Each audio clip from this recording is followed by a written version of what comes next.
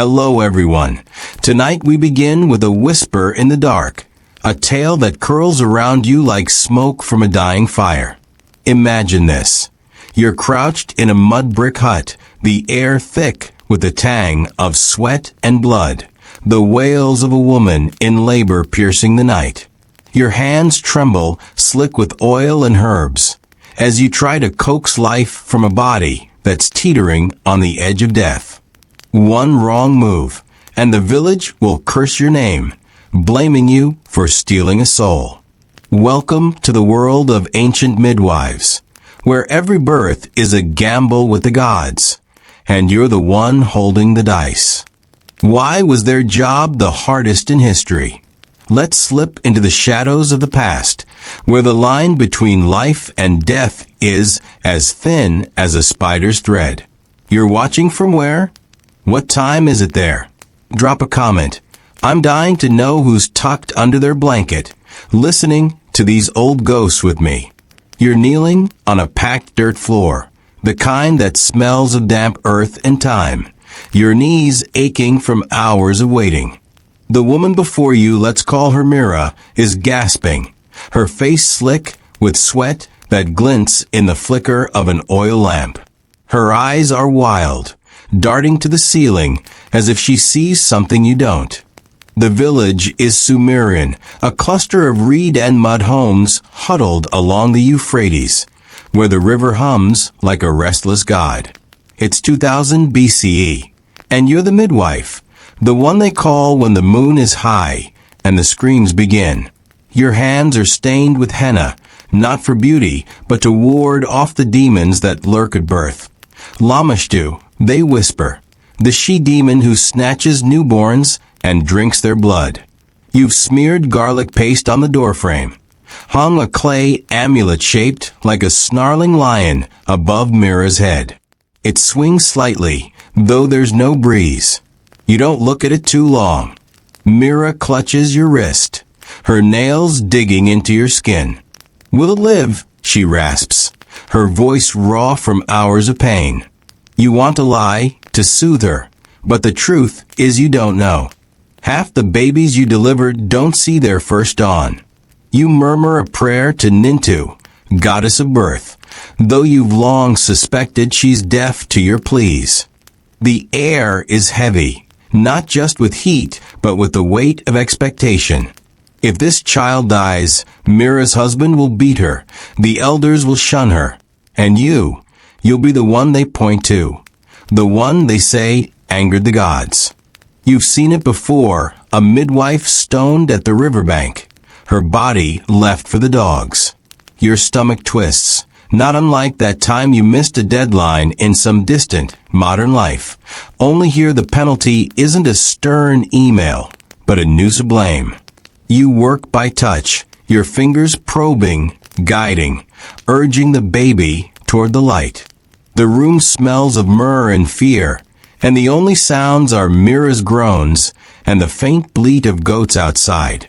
There's another woman here, an old crone named Shala, who sits in the corner grinding herbs with a pestle. Her eyes are milky, her fingers gnarled.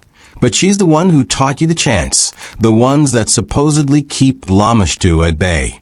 Shala doesn't speak tonight, just watches you with a gaze that feels like it's peeling your skin back.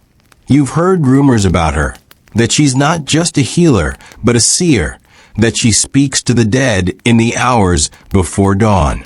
Once, you caught her muttering to a clay figurine, a crude thing with no face, and when you asked, she just smiled, her teeth black as river silt. The baby's head crowns, and your heart lurches. This is the moment, the knife's edge. You whisper to Mira to push, your voice steady though your insides churn.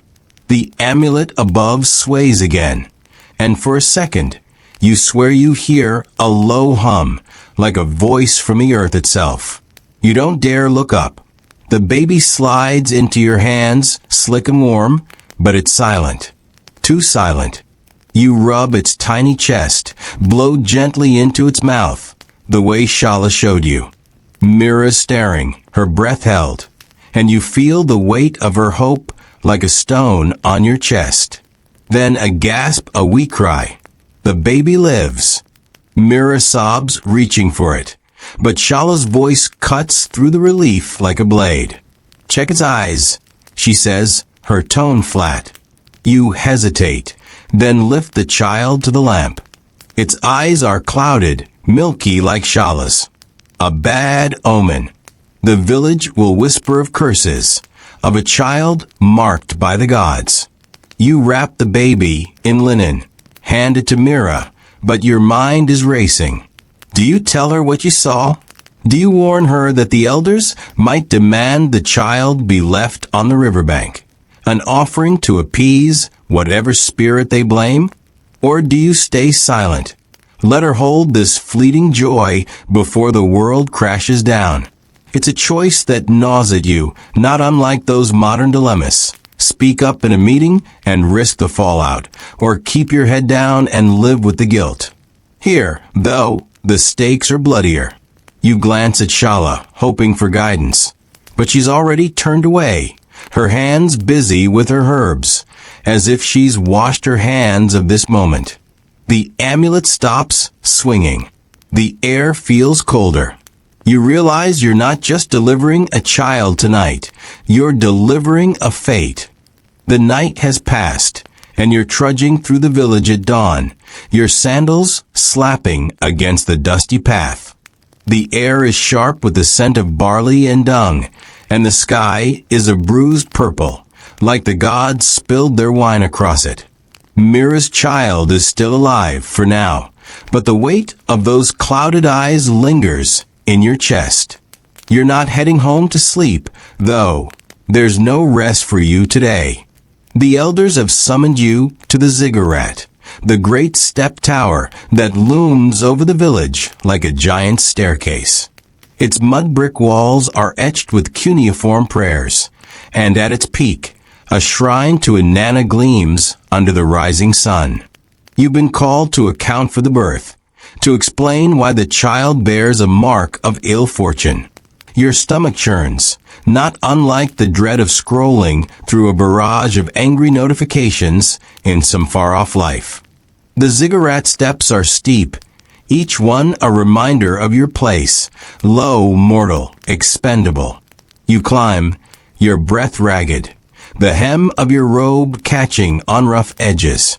At the top, the air is thinner, laced with the smoke of burning cedar. The elders wait. 3 men draped in wool dyed the color of dried blood. Their beards are oiled, their eyes hard as flint. The oldest in Lil Bonnie grips a staff topped with a bronze bull's head, its horns glinting like it might charge. He's the one who speaks first, his voice low and gravelly, asking why Nintu allowed a cursed child to breathe. You open your mouth, but the words stick, caught in the dryness of your throat. You're not just answering for yourself, but for Mira, for the baby, for every birth you've ever attended. Beside in Lil Bonnie stands a figure you've only heard whispers of. Zababa, a priest who serves Inanna, but is said to commune with older, darker gods. His robe is black, not red, and his fingers are stained with something that looks like ash. He doesn't speak, just watches you, his gaze sliding under your skin like a splinter. The villagers fear him, say he carves curses into clay tablets and buries them under doorways. You've seen one of those tablets once, unearthed by a farmer, its surface scratched with symbols that made your head ache to look at. Zababa's presence here means this isn't just about the child. It's about you. You stammer through an explanation, blaming the stars, the river's recent flood, anything but your own hands. In Lil Bonnie's eyes narrow, but it's Zababa who steps forward, his voice soft as a snake's hiss. He asks if you performed the rituals correctly, if you honored Lamishta's banishment. You nod, though doubt gnaws at you. Did you miss a chant? Was the garlic paste too thin? The bronze bull on Lil Bonnie's staff seems to stare, its eyes catching the light. You're trapped in a moral snare, admit a mistake and risk exile, or lie and pray the gods don't notice. The choice feels like standing at the edge of a cliff, the ground crumbling beneath you. Zababa leans closer, and you smell decay on his breath, like he's been chewing something rotten. He murmurs about a ritual to cleanse the village, one that requires a sacrifice. Not the child, he says, but something of yours. Your blood, perhaps, or your name scratched into one of his tablets. The implication is clear. Comply, or the curse will be pinned on you. Your mind races, weighing survival against surrender. Do you give in? Let Zababa bind you to his shadowy gods? Or do you defy him, knowing the village will turn on you faster than you can blink? The cedar smoke stings your eyes, and for a moment, you swear the bull's horns twitch. The ziggurat feels alive, its stones pulsing with the weight of your choice. The sun climbs higher, and the elders dismiss you. But Zababa's gaze follows you down the steps. You're not free, not yet. The village below buzzes with life. Women grinding grain, children chasing dogs. But it feels like a trap closing around you. You pass a shrine to Inanna, a statue of the goddess with eyes of lapis lazuli, her hands outstretched as if demanding something.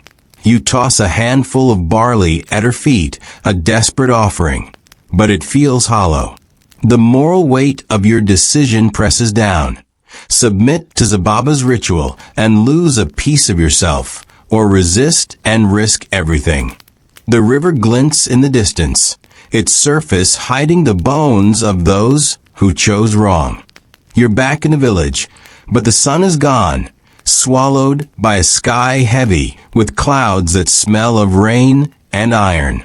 It's been 3 days since the ziggurat, and you've barely slept, your dreams haunted by Zababa's ashen fingers and the glint of that bronze bull. You're at the market now, weaving through stalls piled with dates, fish, and clay pots.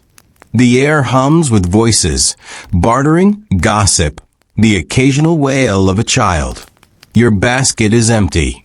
You're not here to buy, but to listen, to gauge how the village sees you after Mira's birth. Every glance feels like a blade, every whisper a stone. You're not paranoid, at least you hope you're not. But the weight of being watched is as real as the dust on your skin. A woman brushes past, her shawl catching on your arm. She's called Tiamat, though no one dares say it to her face. She's a weaver, her hands always stained with dye, but the village whispers she's more, a diviner who reads the entrails of goats to predict floods or famine. Her eyes are sharp, like she's already seen your fate and found it lacking. She pauses, her gaze flicking to the amulet you wear, a small clay disc etched with Nintu's symbol. You're brave to wear that, she says, her voice low. After what happened? Your throat tightens. Does she mean the baby's eyes? The ziggurat? Or something you haven't yet heard? You mumble a reply, but she's already gone, swallowed by the crowd. You move on, your sandals crunching over broken pottery. The market is alive, but there's a tension in the air, like the moment before a storm breaks. You overhear snippets. Mira's child is still alive, but the elders are uneasy. A goat was born with 2 heads yesterday. The river's fish are washing up dead. The village is looking for someone to blame, and your name is on too many tongues. You pass a stall where a man is selling bronze figurines, one of them a squat, snarling creature with a lion's head and human hands. It's a Pazuzu, a charm against Lamashtu, and you're tempted to buy it, though your purse is as empty as your courage. The seller, a wiry man with a scar across his cheek, catches your eye. For you, midwife, he says, a discount. You'll need it. His grin is all teeth, no warmth. Your heart sinks, but you keep walking, the crowd pressing closer. The moral conflict is no longer just about Zababa's ritual. It's about whether you stay in this village at all. You could leave, slip away before dawn, follow the river to another settlement. But you'd be abandoning Mira, Shala, every woman who'll need you when the pains begin. And where would you go? Another village, another ziggurat, another Zababa? The thought feels like a trap, not unlike those modern moments when you realize every job, every city, is just the same grind in different skin. Here, though, running means leaving behind the only life, the only craft that gives you purpose. You pause by a well, its stone rim worn smooth by generations of hands. A girl is there, no older than 10, hauling up a bucket. Her name is Nancy, and you delivered her, though her mother didn't survive. She looks at you, her eyes wide, and whispers, "They say you're cursed." The words hit like a slap, but before you can respond, she drops the bucket and runs, the rope whipping against the stone. You're alone now, the market's noise fading as the first raindrops fall, cold and heavy. The Pazuzu figurine's image lingers in your mind, its snarling face a mirror of your fear. Do you stay, face the village's judgment, and fight for your place? Or do you flee, knowing you'll carry the guilt of abandonment forever? The rain soaks your robe, and the well's water ripples, reflecting a sky that offers no answers. The rain has stopped, but the ground is slick, your sandals sinking into the mud as you hurry toward Mira's hut. It's dusk, and the village is quiet, the kind of quiet that feels like it's holding its breath. The air smells of wet earth and something sharper, like sour milk. You've heard rumors all day. Mira's child is sick, feverish, its cries weak. You're not sure if you're going to help or to bear witness, but you can't stay away. Your hands are empty. No herbs or oils this time, just the weight of your own fear.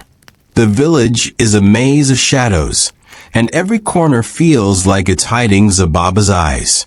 You reach the hut, its reed door sagging, the garlic paste from the birth now smeared and faded. Inside, the air is stifling, thick with the smell of sickness and despair.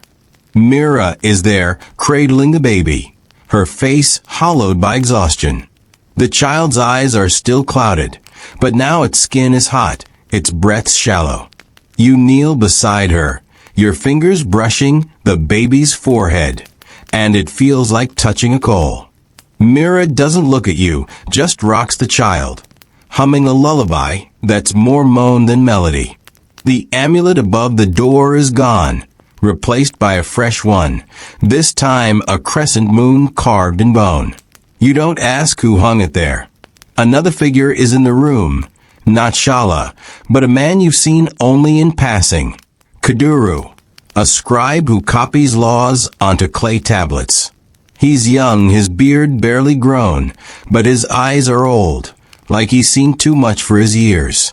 He's here because Mira is his sister, though the village whispers he's disgraced, caught altering a tablet to favor a merchant. He's sitting by the wall, his hands clasped, his knuckles white. "You shouldn't have come," he says, his voice barely above a whisper. You bristle, but there's no malice in his tone, just fear. He thinks your presence will draw the elder's wrath, or worse, Zababa's. You ignore him, focusing on the baby. You've seen fevers before, but this one feels different, like the child is slipping away faster than you can catch it. You murmur to Mira about cooling cloths, about a paste of willow bark, but your words feel hollow. The real question isn't how to save the child, but whether you should try. The village already sees it as cursed, a blight on the land. If it dies, they'll blame you.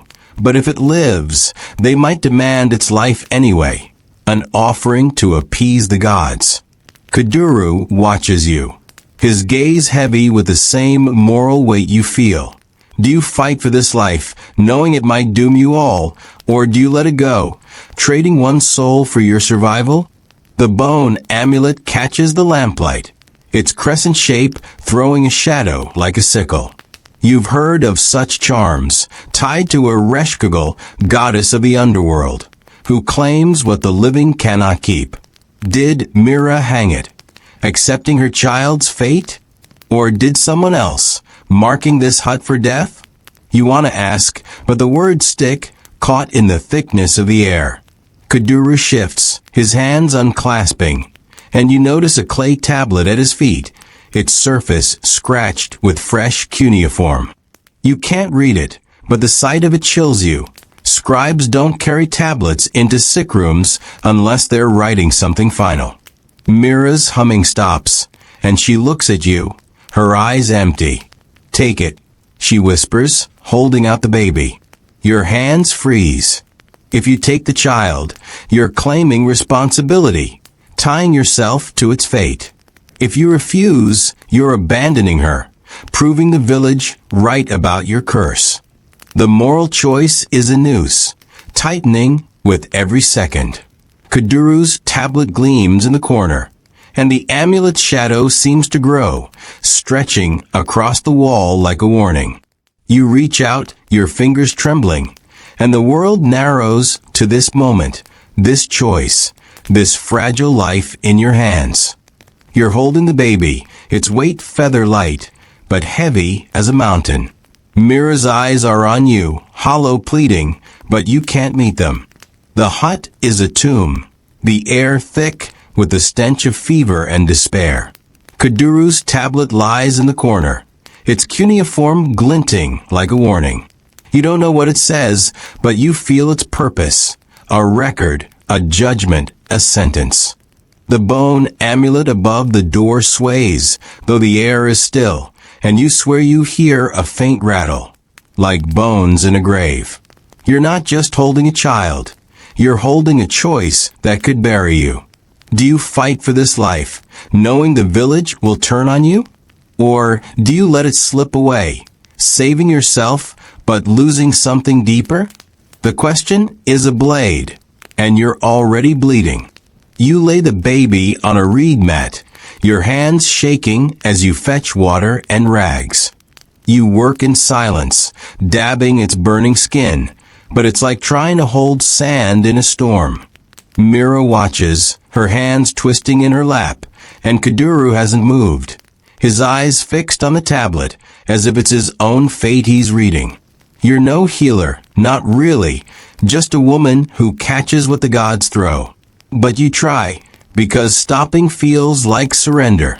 The night drags on, the lamp flickering, and the baby's breaths grow fainter. You're not saving it, you're delaying the inevitable. And yet, you can't stop. Not yet. At some point, Shala slips into the hut, her presence like a shadow you didn't see coming. She's carrying a bundle of herbs, their sharp scent cutting through the room's fog. Her milky eyes find you, and for a moment you feel like she's seeing through you, past your skin to the fear beneath. She doesn't speak, just kneels beside the baby, her gnarled fingers crushing the herbs into a paste. You want to ask why she's here, why now, but her silence is a wall. She smears the paste on the baby's chest, muttering words you can't catch, old words, older than the village, older than the river. The amulet above the door stops swaying, and the air feels heavier, like the gods are leaning in. Shala's hands move with a rhythm that's almost a dance, and you're caught between awe and dread. She's not just a midwife. She's something else, something the village fears and needs.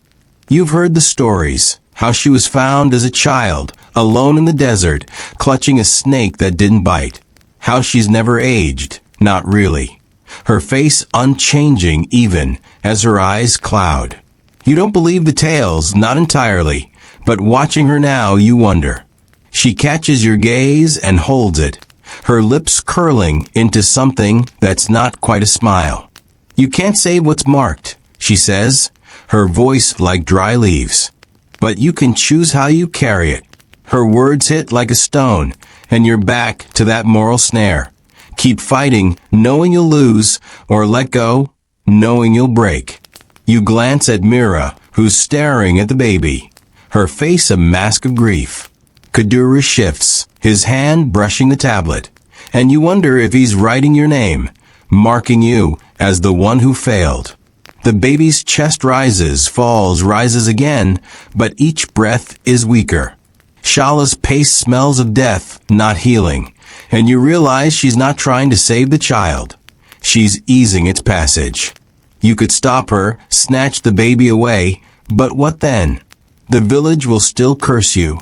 Zababa will still hunt you, and the gods will still laugh. You're trapped, not unlike those modern moments when you're stuck in a meeting, knowing every choice is wrong, but you have to pick one. Here, though, the cost is blood, not pride. You reach for the baby, your fingers brushing its skin, and it's cooler now, too cool. Mira lets out a sound, half sob, half scream, and Kuduru stands, his tablet clutched like a shield. Shala doesn't look up, just keeps chanting, her hand steady.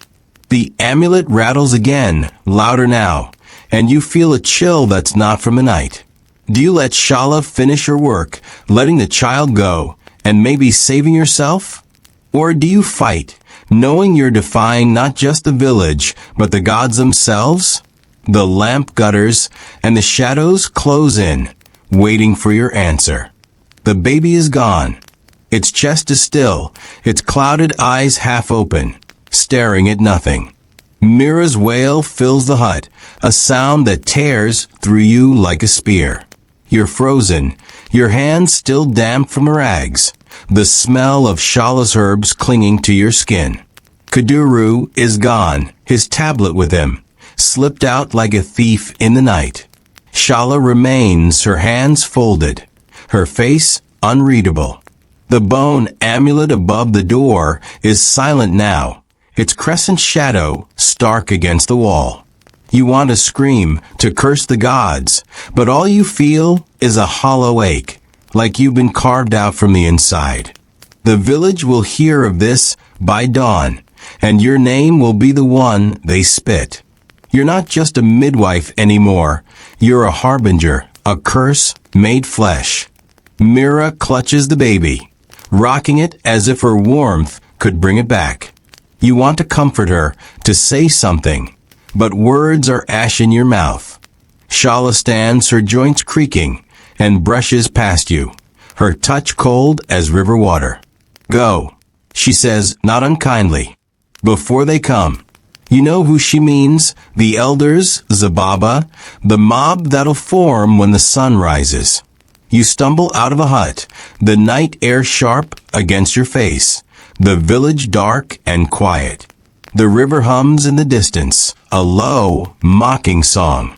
You're alone, but you feel eyes on you, not human, but something older, watching from the stars, or the shadows, or the mud beneath your feet. You wander, not toward your hut, but to the edge of the village, where the land slopes down to the Euphrates. The water is black under the moon, its surface rippling like it's alive. You've heard stories of the river god, Enki, who gives life but also takes it, his currents hiding bones and secrets.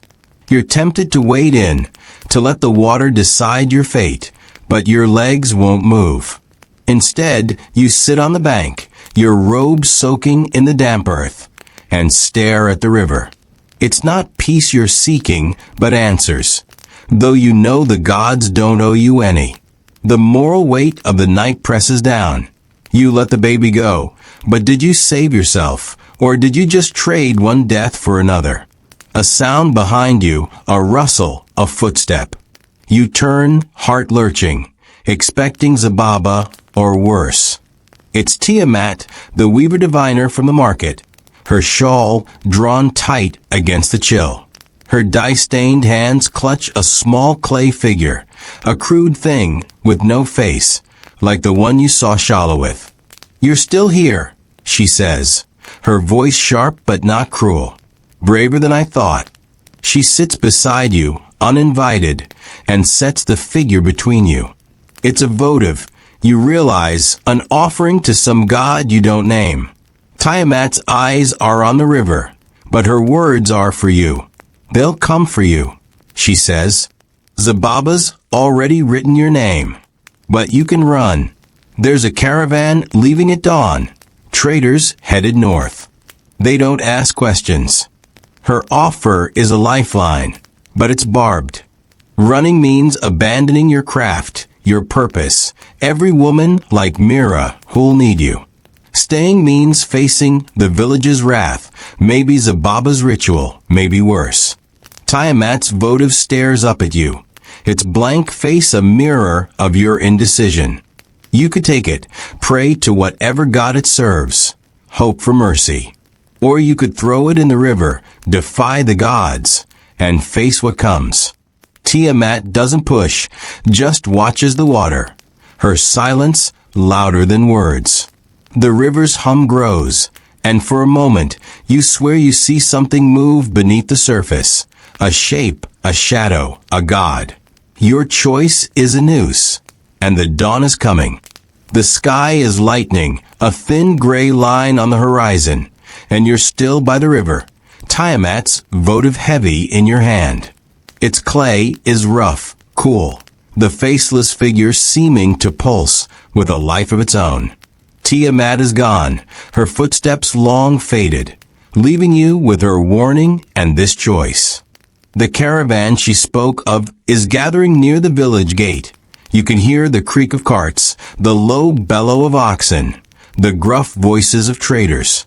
You could join them, slip away before the village wakes, become a shadow in a new land. But the weight of Mira's loss, of Shala's words, of Zababa's threat, anchors you to the riverbank. Running feels like surrender, but staying feels like suicide. The votive's blank face offers no answers, only judgment. You stand, your legs stiff, your robe crusted with mud. The village is stirring now, smoke rising from huts, the first cries of children cutting through the dawn. You tuck the votive into your belt, not sure if it's a talisman or a curse, and head toward the gate. The traders are loading their carts, their faces weathered, their eyes indifferent. One of them, a broad man with a scar across his nose, notices you lingering. You coming, he grunts, tossing a sack of barley onto the cart. You hesitate, your hand brushing the votive. The moral choice is a familiar one. Flee and live, but lose yourself. Stay and fight, but risk everything. It's not unlike those modern forks in the road. Quit the job or grind through. Move cities or dig in. But here, the stakes are carved in blood and bone. You're about to step forward when a figure emerges from the village, moving fast. It's Kuduru, his robe flapping, his face pale as ash.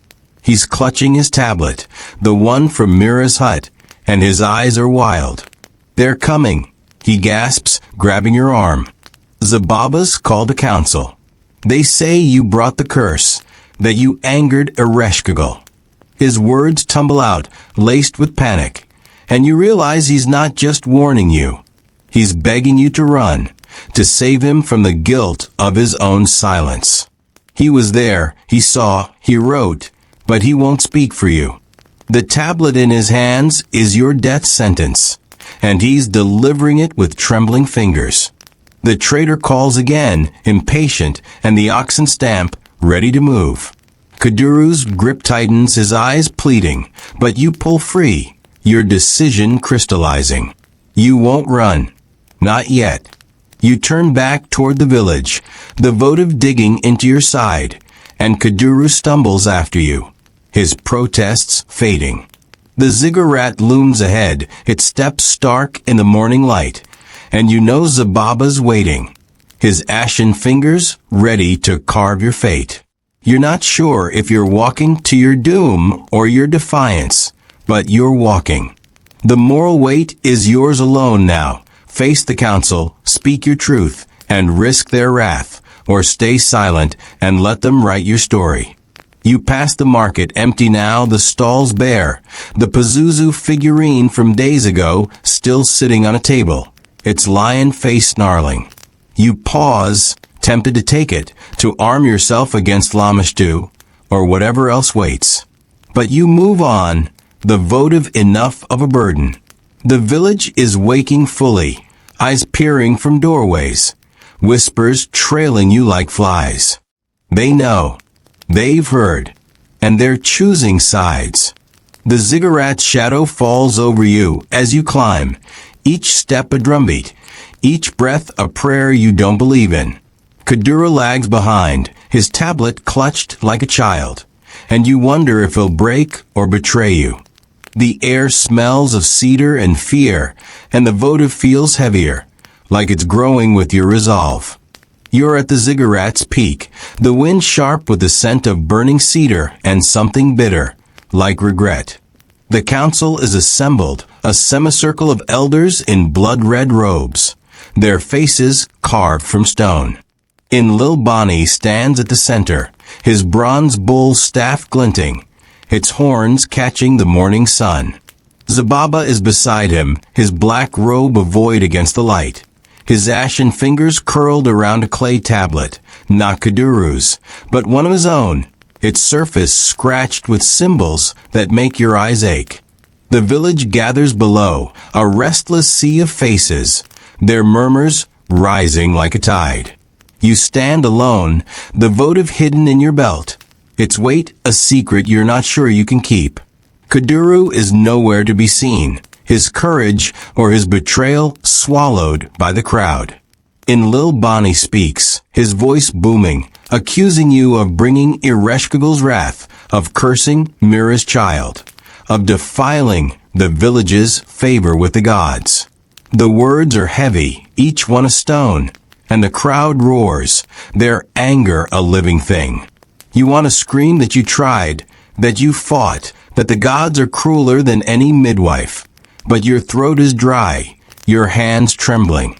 Zababa steps forward, his tablet raised, and reads from it, a litany of your failures, each birth you've attended that ended in death, each omen you failed to heed. The crowd's roar grows, and you feel their hatred like heat on your skin. You're not just on trial, you're already condemned. But then, a voice cuts through the din, Shala, hobbling up the steps, her milky eyes blazing. The crowd quiets, not out of respect but fear, as if her presence is a crack in the world. She doesn't look at you, just at Zababa, her gnarled finger pointing like a blade. You speak of curses, she says, her voice sharp as flint. But who carved the tablet that named this woman? Who stirred the village to fear? Zababa's face doesn't change, but his fingers tighten on the tablet, and you see a flicker of something, doubt, maybe, or rage. Shala turns to the crowd, her words slow, deliberate. She caught what the gods threw. You blame her for their aim. The crowd shifts, uncertain, and you seize the moment, your voice shaking but steady. You tell them of Mira's pain, of the baby's fever, of your fight to save it. You speak of Shala's herbs, of Kuduru's silence, of the amulet that marked the child for death. You don't mention the votive, but your hand brushes it, drawing strength from its blank face. The moral choice is clear now. Speak your truth, even if it damns you, or stay silent and let Zababa's lies bury you. The crowd is divided, some shouting for your blood, others wavering, their eyes on Shala. In Lil Bonnie raises a staff, demanding order, but the bronze bull seems duller now, its power fading. Zababa hisses, his voice low, meant for you alone. You'll pay for this, midwife. The gods don't forgive. He crushes the tablet in his hands, the clay crumbling to dust, and the crowd gasps, seeing it as a sign. You don't know if it's for you or against you, but you stand taller, the vote of a fire in your belt. Shala nods, just once, and you realize she's not saving you. She's giving you a chance to save yourself. The council will decide your fate, but you've spoken, and that's a victory, however small. The ziggurat hums beneath you, the air thick with cedar and tension, and you wait, knowing the gods are watching, their laughter cold as the river. The council deliberates, their voices a low hum, like bees in a hive. You're led to a small chamber within the ziggurat, its walls damp and etched with prayers you can't read. The air is cool, heavy with the scent of earth and old offerings, and the only light comes from a narrow slit in the stone, slicing the darkness like a blade. You're alone, the votive still tucked in your belt. Its faceless form a silent companion. The crowd's murmurs are faint now, muffled by the walls, but you feel their weight, their anger, their fear. You sit on the cold floor, your back against the stone, and wait. It's not unlike those modern moments of limbo, waiting for an email, a call, a verdict that could upend your life. But here, the stakes are sharper, the outcome bloodier. Your mind drifts to Mira, to the baby's clouded eyes, to Shala's herbs and Zababa's threats. You wonder where Kuduru is, if he's hiding or if he's already sold you out. The votive presses against your side, and you pull it out, turning it in your hands. Its blank face is unsettling, neither kind nor cruel, just empty. You've heard of such figures, offerings to gods whose names are forgotten, gods who demand loyalty, but give nothing back. You could pray to it, beg for mercy, but the thought feels hollow, like shouting into the wind. Instead, you trace its edges, wondering if Tiamat meant it as a gift or a trap. Footsteps echo outside, heavy and deliberate. The door creaks open, and in Lil Bonnie enters, his bull staff tapping the floor like a heartbeat. His face is grim, his eyes unreadable. He doesn't sit, just stands, filling the room with his presence. The council has decided, he says, his voice flat. You're to be exiled. Leave by nightfall, or the river will take you. The words land like a blow, but there's no surprise in them. Exile is mercy, of a sort, better than stoning, better than Zababa's ritual. But it's a death all the same. You'll be cast out rootless, a ghost in a world that doesn't want you. Your craft, your purpose, will wither, and the village will erase you from its story. You want to argue, to plead, but in Lil Bonnie's eyes stop you. There's no mercy there, only duty.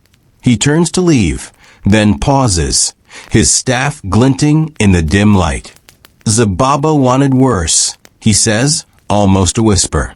Be grateful for Shala's voice. The door shuts, and you're alone again, the votive cold in your hands.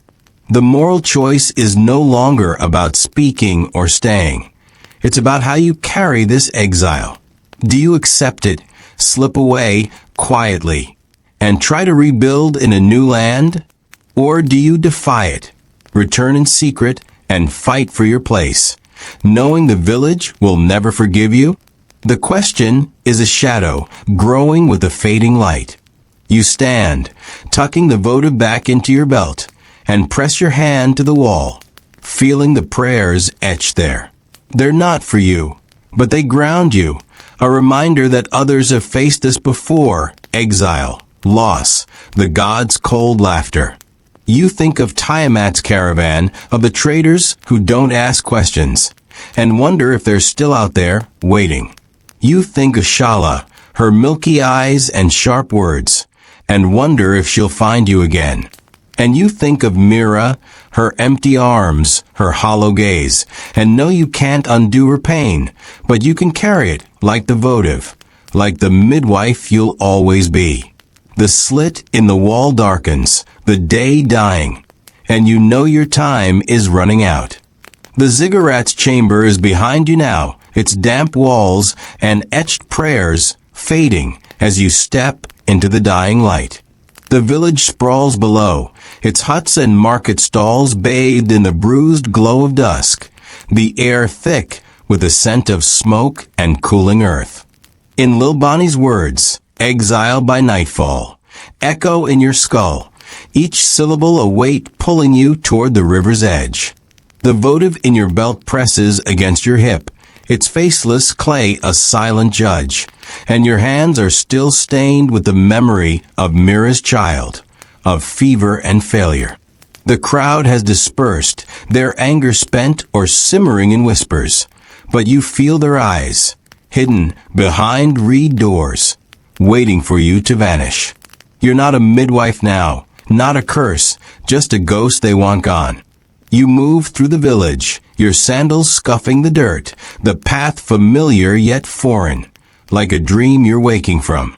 The market is empty, the Pazuzu figurine still snarling on its stall, its lion face daring you to take it.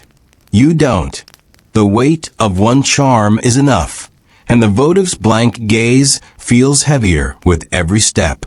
You pass the well where Nancy called you cursed, its stone rim glinting wet in the twilight, and you wonder if she's watching, if she'll tell her children one day about the midwife who doomed the village. The river hums in the distance, Enki's voice mocking, promising oblivion if you don't obey. Exile is your sentence, but it's not your choice, not yet. You're heading to your hut, a squat thing of mud and reeds at the village's edge, to gather what little you own, a few clay pots, a linen shawl, the herbs you've dried for births that'll never come. The door is ajar when you arrive, the garlic paste you smeared weeks ago, now a faint smear, like a wound that's scabbed over. Inside, the air is stale, the lamp unlit, and someone's waiting. Not Zababa, not Shala, but Tiamat, her dye-stained hands folded in her lap, her shawl pooling around her like spilled ink. She's sitting on your mat, the votive's twin in her hands, a faceless figure, identical to the one she gave you by the river. You didn't run, she says, her voice sharp but threaded with something softer, like pity or respect. I thought you would. You don't answer, just stand in the doorway, your shadow stretching across the floor. Tiamat's eyes flick to the votive in your belt, and her lips twitch, not quite a smile. You kept it, she says, turning her own figure in her hands. Good. You'll need it where you're going. You want to snap that you're not going anywhere. That exile isn't your fate unless you choose it, but the words stick, caught in the dryness of your throat. Tiamat rises, her movements slow, deliberate, and sets her votive on your mat, an offering or a warning. The caravan's gone, she says. But there's a boatman at the river, an old man who owes me. He'll take you north, no questions. Or you can stay, and Zababa will have your blood by dawn. Her words are a blade, slicing through the fog of your indecision. The moral choice is stark. Take the boat, flee to a new life, and carry the guilt of abandoning your purpose. Or stay, defy the council, and face a death that's already written. It's not unlike those modern crossroads. Walk away from a toxic job or fight for reform, knowing you'll burn for it. But here, the cost is your life, not your pride. Tiamat steps closer, her breath smelling of indigo and earth, and presses something into your hand, a small clay bead, etched with a spiral, warm from her skin. For Enki, she whispers, throw it in the river if you go. He'll remember you. She doesn't wait for your reply, just brushes past, her shawl trailing like a shadow, and she's gone, leaving you with two votives and a choice that feels like a noose. You sink to the mat, the bead in one hand, the votive in the other, and stare at the unlit lamp. The hut is yours, but it's already letting you go, its walls indifferent, its shadows deepening. You think of Mira, her empty arms, of Shala, her milky eyes and sharp truths, of Kuduru, his tablet and his silence. You think of Zababa, his ashen fingers and his crushed tablet, and wonder if he's watching, waiting for you to break. The boatman Tiamat spoke of is out there, his or cutting the river's black surface, ready to carry you to a life you can't imagine. But the village is here, its pulse in the earth beneath you. It's women who'll still need you, curse or no curse. You stand, tucking the bead into your belt beside the votive, and gather your things, a shawl, a knife, a handful of dried myrrh. You don't light the lamp, there's no time, and the dark feels right, like a cloak you've earned. You step outside, the night air sharp with the promise of rain, and head toward the river, not because you've chosen the boat, but because you need to see it, to feel the weight of escape before you decide. The village is silent, its eyes closed, but you feel the ziggurat's shadow, heavy as a god's hand. The spiral bead warms against your skin, and the votive's blank face seems to whisper, urging you to choose the river and a new dawn, or the village and a fight you might not survive. The river is before you now, its black surface glinting under a moon that feels too close, too knowing.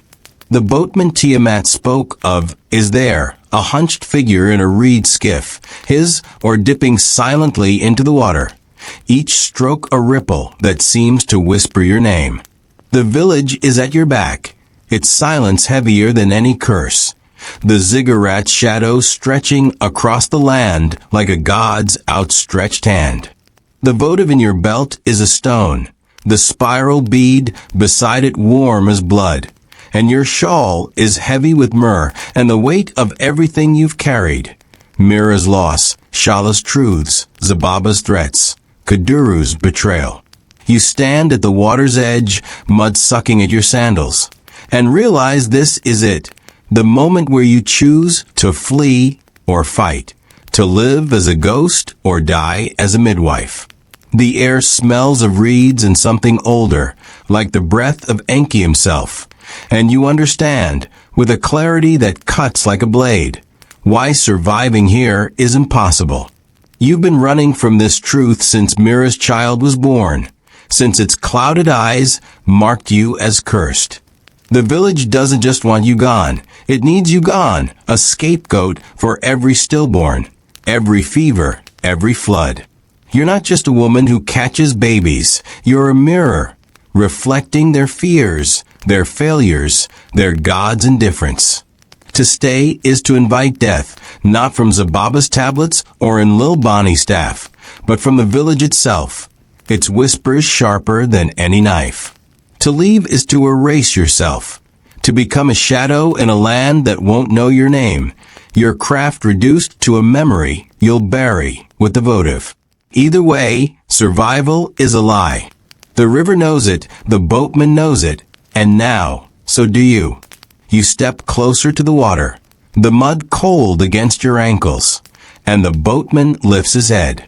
His face is hidden under a hood, but his eyes catch the moonlight, sharp and unblinking, like a heron's. Tiamat sent you, he rasps, his voice like gravel underfoot. Get in or don't. The river doesn't wait. His or pauses, the skiff bobbing gently, and you feel the pull of escape, the promise of a life where no one knows you as the cursed midwife. Your hand brushes the votive, its blank face indifferent, and the spiral bead pulses, urging you to throw it into the water, to seal your pact with Enki and flee.